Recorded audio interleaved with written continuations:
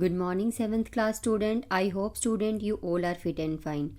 Dear student, this video only for those student who has not attending the Zoom classes.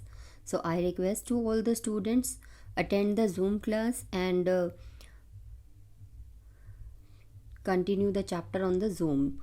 Okay, so let's see what we are doing today. We are doing chapter number 9 from history book, and the name of the chapter is The Making of Regional Culture. One of the commonest way of describing people is in the term of language they speak.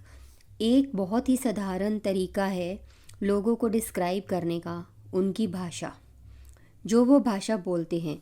When we refer to a person as a Tamil or an Odia, अगर हम किसी person को कहते हैं कि ये तमिल है या ये उड़िया है, this is usually mean that he or she speak Tamil or Oriya and lives in Tamil Nadu and Odisha.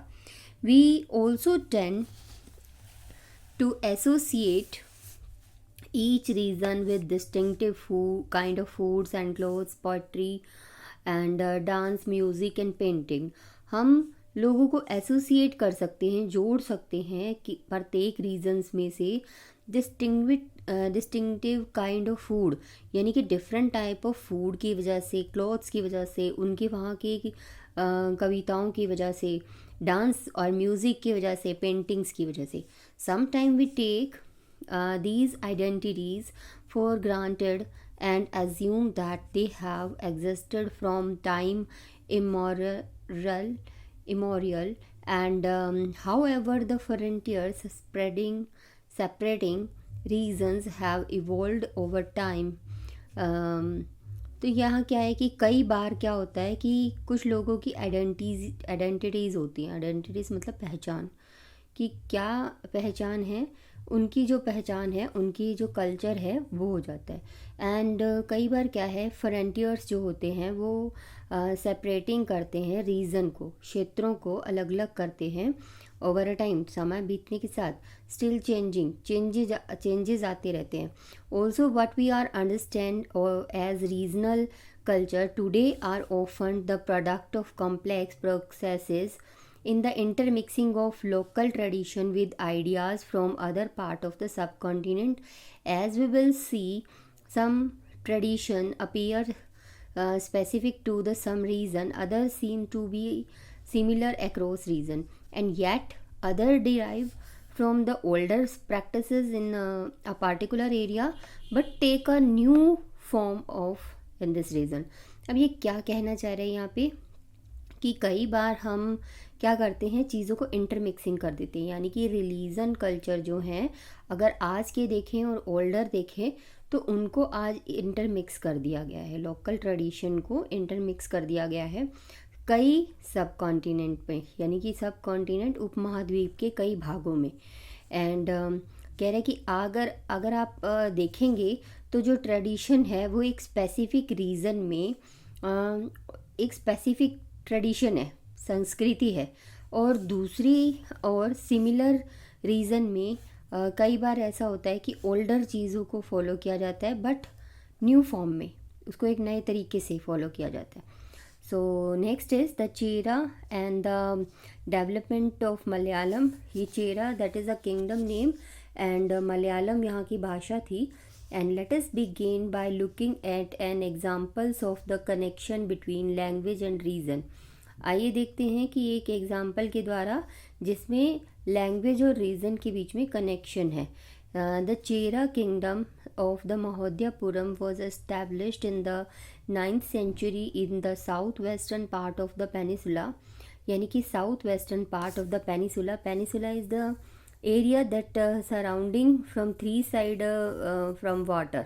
Okay, so Mahodayapuram जो है, चेरा किंगडम जो है वो महोदयापुरम में है. एंड महोदयापुरम जो है एस्टैब्लिश किया गया था 9th century में. कहाँ पर? South western part of peninsula में. बट अगर हम प्रेजेंट डे की बात करें तो ये जो जगह है then is Kerala. It is likely that Malayalam was spoken in this area. The ruler introduced the Malayalam language and script in their inscription. आज अगर हम देखें तो मलयालम लैंग्वेज को इंट्रोड्यूस किया गया है, स्क्रिप्ट जो है उनकी, उनको इंस्क्रिप्शंस के द्वारा उनको सेफली रखा गया है। In fact this is one of the earliest example of use of regional language in official record in the sub continent.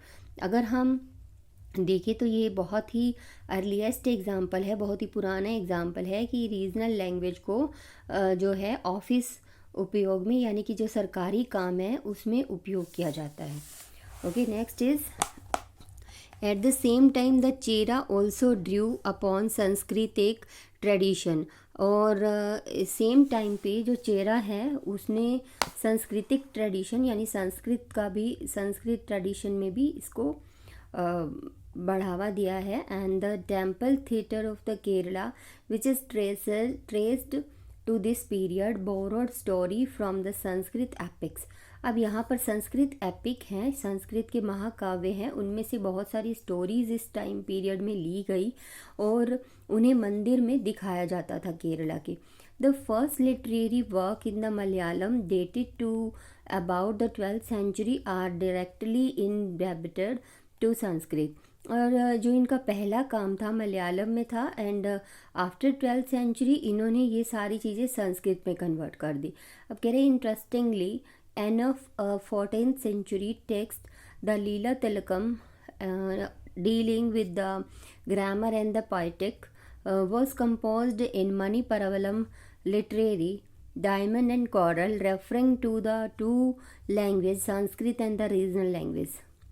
अब यहाँ पे बहुत ही इंटरेस्टिंगली दिया गया है, यानी कि बहुत इंटरेस्टिंग चीज़ है कि जो 14th century में लीला तिलकम नाम का एक काव्य लिखा गया था, एक जो है कंपोज किया गया था, उसमें बहुत सारी ग्रामर और पोएटिक्स का यूज़ किया गया था, जिसके अंदर मणिपर्वलम शैली का उपयोग किया गया था। And what is the meaning of Manipravalam? Manipravalam is making from two words the diamond and the coral. And what is the meaning of diamond and coral? Heera and moonga, referring to the two language. ये दो language को refer करता है, Sanskrit and also the regional language. I hope you understand these all things. Now we come to the next topic, ruler and the religious traditions, the Jagannath cult. Firstly, we understand this picture. Look at this picture. This is beautiful picture, and you know about this picture. Who is he in this picture? He is Lord Krishna and her sister Subhadra and her brother, big brother is Balram. Okay, so this is the Jagannath Bhagwan that situated in the Puri, and that is in Odisha. Okay, in the other region, regional cultural grew around the religious tradition. अब कह रहा है in other reason, दूसरे reason में regional culture जो है वो बहुत ही बढ़ा है, उसको बढ़ावा मिला है, रिलीजियस ट्रेडिशन को भी बढ़ावा मिला है। इसका बेस्ट एग्जाम्पल है, the best example of this process is cult of Jagannath, यानी जगन्नाथ कल्ट। जगन्नाथ का ये जो मंदिर है, यहाँ पर ट्रेडिशन है, ये बहुत ही इम्पॉर्टेंट है। And what is the literally meaning of the Jagannath? The lord of world, a name of Vishnu. Okay, and Puri, ये पुरी में है, and Puri is in Odisha. To date the local tribal people make the wooden image of Deities, and which suggests that the Deities was originally a local god। अब ये जो pictures हैं वहाँ की, वहाँ पर ये जो मूर्तियाँ बनाई जाती थी गॉड एंड गॉडेस की, ये लकड़ी की बनाई जाती थी वहाँ के जनजातीय लोगों के द्वारा। And which suggest the Deities, ये उन वहाँ के ओरिजिनली लोकल गॉड थे जो विष्णु के नाम से प्रसिद्ध थे। And in the 12th century, one of the most important ruler of the Ganga dynasty, Anantavarnam, and they decided to erect a temple of Purushottama and Jagannath at Puri। उन्होंने 12th century में जो Ganga dynasty के अनंत वर्णम हैं, उन्होंने ये decide किया था कि पुरुषोत्तम जगन्नाथ का मंदिर बनाएंगे पुरी में। सब्सिक्वेंटली इन 1230 में किंग अनंग भीमा जो थे, अनंग Bhima third dedicated his kingdom, उन्होंने अपना किंगडम जो है वो दे दिया, सब कुछ डिवॉट कर दिया। And proclaimed himself as the deputy of the god, और उन्होंने अपने आप को भगवान को नियुक्त कर दिया, यानी भगवान को सौंप दिया। So in next video we will stay this chapter and okay, bye bye student.